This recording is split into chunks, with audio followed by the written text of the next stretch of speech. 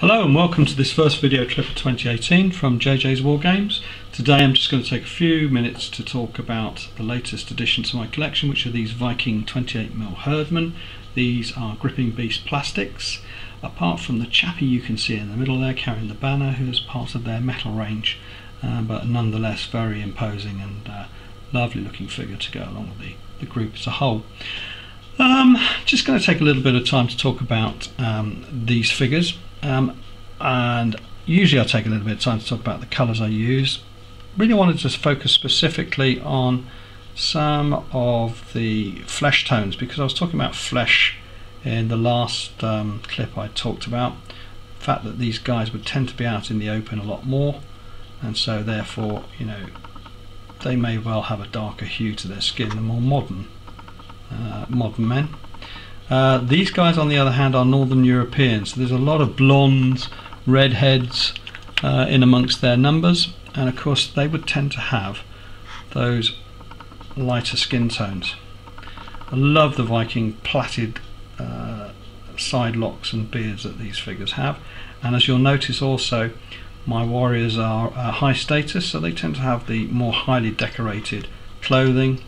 The shield decals from Little Big Men really help set these figures off, and so therefore try and add a little bit more colour and adornment to these boys compared with your standard bulk standard spear carrying agricultural type. These guys were, as I say, high status. They were trained warriors, that was their job, and so therefore they were rewarded appropriately to make sure they were always on hand when their leader called them, and dressed appropriately. So just to talk a little bit about putting these units together, Dark Ages has never been sort of front and centre in terms of my area of knowledge. That said, I've been wargaming a long time, and one does tend to read quite a bit over the years, so you know, I do have a knowledge around it, but it's, you know, I could say probably Black Powder is something I'm more familiar with than Dark Ages.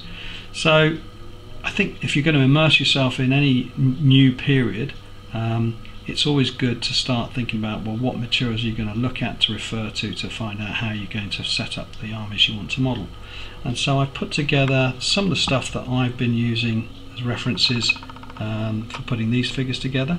Obviously, one of the key reference sources that is very, very to hand, and by an exponent of the art, is Peter Dennis's fantastic pictures that you can see on the Gripping Beast boxes. There's also samples included in the boxes that are always a great reference to look at. But in addition to that, I've included some of the books that I've referred to.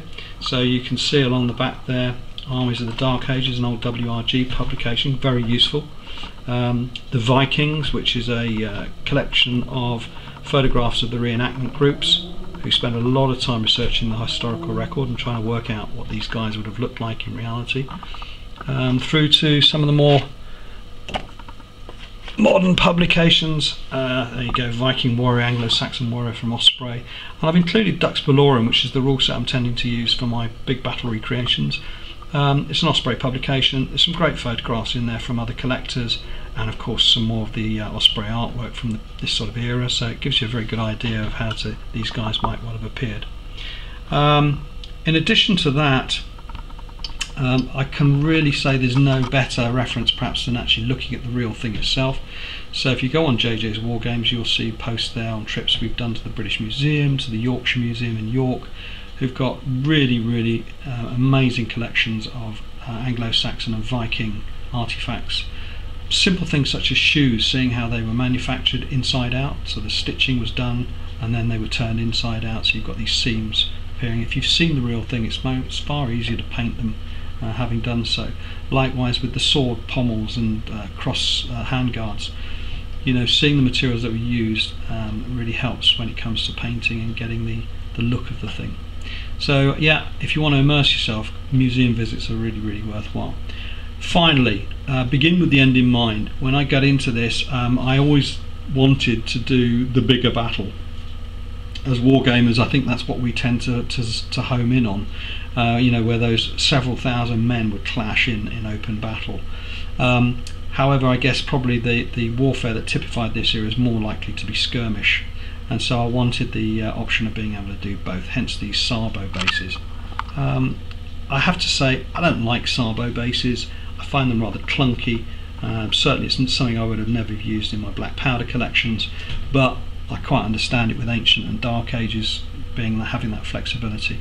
The one thing I would say is, if you're going to use Sabo bases, try and break them as much as you possible, and I find it really distracting when I see beautifully painted figures on unpainted Sabo bases.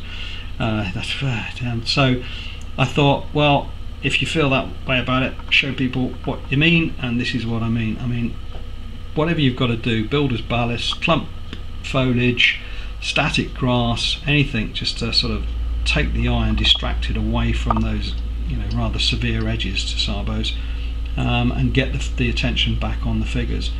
You can start to make them look bearable, and when they're on the table, less impactful on the eye, with the figures taking centre stage as they should do. So there we go, just some ideas on putting these sort of figures together. I'm going to be doing some Viking archers, Saxon skirmishers, slingers and javelin throwers next, so we'll have a little bit of a look about how I've done those. And there we are, and see you on in 2018 with some more ideas about Wargames and the collections. Okay, thank you.